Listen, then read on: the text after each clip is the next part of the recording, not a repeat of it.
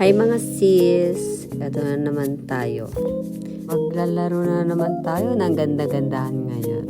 Kung may ganda-gandahan, dapat may sarap-sarapan na naman tayo sa ating pamilyang ito.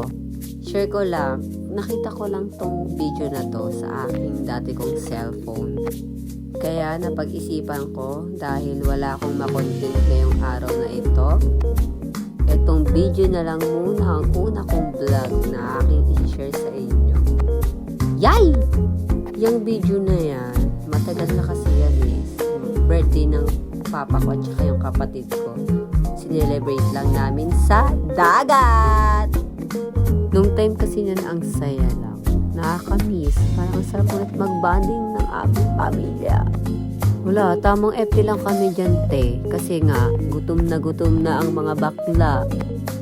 Pero at least, ang sarap din talaga mag-swimming talaga. Simula umaga hanggang tanghali, sarap magbabad. Sa sobrang babad sa init, bakla, lahat nagsiitiman. Eme lang yung iba lang. Bye!